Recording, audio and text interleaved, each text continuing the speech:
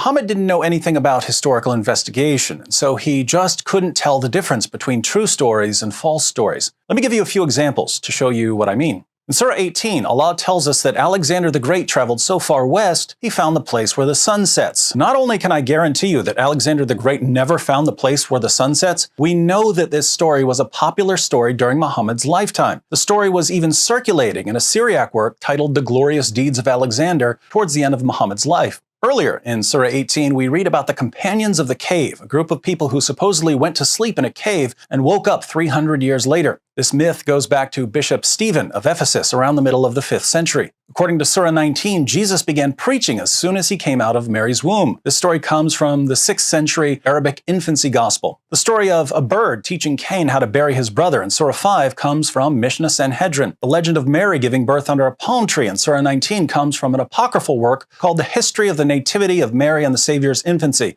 written in the early 600s. The account of Jesus giving life to clay birds in Surah 5 comes from a 2nd century work called the Infancy Gospel of Thomas. It seems that Muhammad simply took the stories that were popular during his lifetime, gave them an Islamic twist, and included them in the Quran.